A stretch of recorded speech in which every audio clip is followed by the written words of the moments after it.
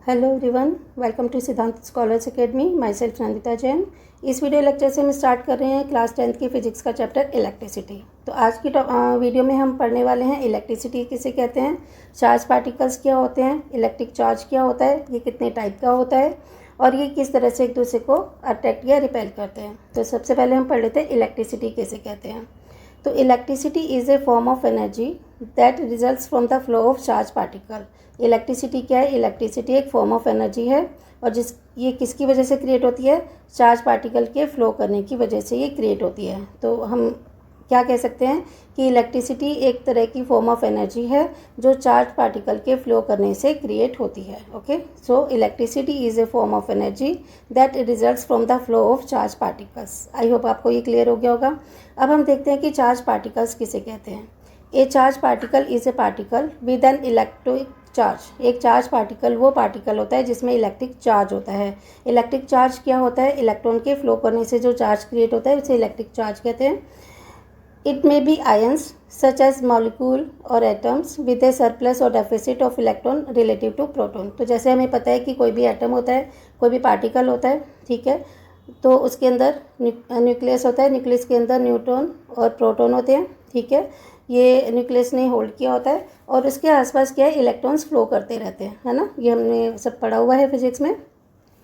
तो ये जो ये एटम है, ये आयंस हो सकता है, मॉलिक्यूल हो सकते हैं, कुछ भी हो सकता है, तो जिसमें सरप्लस या डेफिसिट इलेक्ट्रॉन होते हैं। किसी में इलेक्ट्रॉन ज़्यादा होते हैं, प्रोटॉन कम होते हैं। किसी में प्रोटॉन ज़्यादा होते हैं, इलेक्ट्रॉन कम होते हैं। किसी में इलेक्ट्रॉन ज़्यादा होते हैं, प्रोटॉन कम होते हैं। तो इलेक्ट्रॉन के सरप्लस या डेफिसिट में किसके रिलेटिव में? प्रोटॉन्स के। तो प्रोटॉन्स के रिलेटिव में अगर इलेक्ट्रॉन्स सरप्लस में है या डेफिसिट में है तो उसमें चार्ज क्रिएट होता है, उसी को इलेक्ट्रिक चार्ज कहा जाता है, ठीक है। तो एक बार और डिफाइन पढ़ लेते हैं इलेक्ट्रिक चार्ज की। Electric charge it is created when electrons are transferred to or remove from an object. तो इलेक्ट्रिक चार्ज क्या होता है? ये क्रिएट कब होता है? ये तब क्रिएट होता है जब इलेक्ट्रॉन या तो ट्रांसफ़र होते हैं किसी ऑब्जेक्ट में या वहाँ से रिमूव हो जाते हैं, ठीक है। अगर इलेक्ट्रॉन किसी में ट्रांसफ़र हो गए तो उसमें इलेक्ट्रिक चार्ज क्रिएट हो जाएगा, और अगर कहीं से इलेक्ट्रॉन रिमूव हो गए तो उसमें इलेक्ट्रॉन के कम होने से इलेक्ट्रिक चार्ज कम रह जाता है, पॉजिटिव चार्ज ज़्यादा हो जाता है।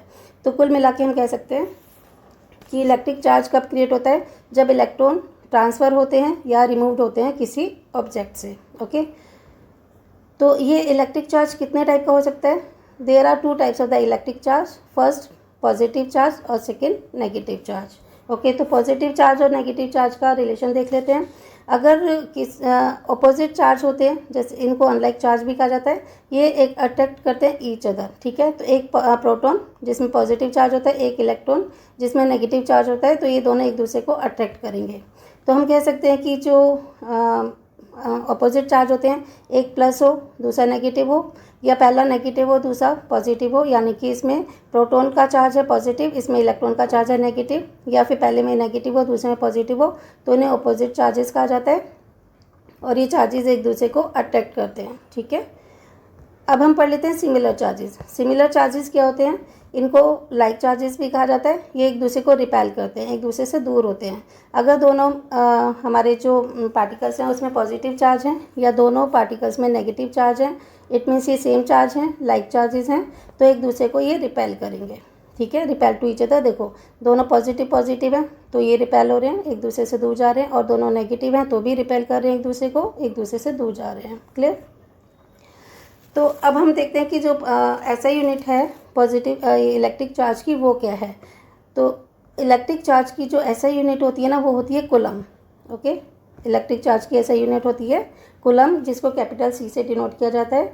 और ये नेम्ड आफ्टर वेल नोन हमारे जो फ्रेंच वो थे फिजिक्स्ट, जिनका नाम था चार्ल्स अगस्टिन डी कूलम, उनके नाम पर इसको रखा गया है। चार्ज को कैसे रिप्रेजेंट किया जाता है? चार्ज को रिप्रेजेंट किया जाता है क्यू से, ठीक है। क्यू से रिप्रेजेंट किया जाता है। इसका जो सिंबल है वो क्यू है, चार्ज का सिंबल है क्यू, और यूनिट यूज़ की जाती है इसको मेज़र करने के लिए कूलम। ओके, तो इलेक्ट्रिक चार्ज का जो सिंबल है उसे हम क्यू से डिनोट करते हैं, और इसको मेज़र कैसे किया जाता है कि कितने चार्ज हैं, उसको हम कूलम में मेज़र करते हैं। ये जब हम आगे आने वाली वीडियोस में क्वेश्चंस करेंगे तो ये बहुत अच्छे से आपको क्लियर होगा। ये सिर्फ इंट्रोडक्शन किया जा रहा है कि भाई चार्ज कितने तरह के होते हैं, उनकी में ऐसा यूनिट किया है, उसका सिंबल क्या है।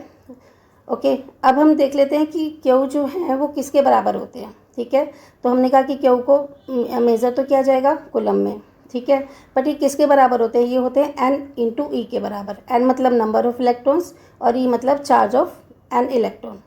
तो जितने नंबर ऑफ इलेक्ट्रॉन हैं उनको एक इलेक्ट्रॉन के चार्ज से मल्टीप्लाई कर दिया जाए तो टोटल चार्ज निकल आता है। हम टोटल चार्ज को कैलकुलेट कर सकते हैं।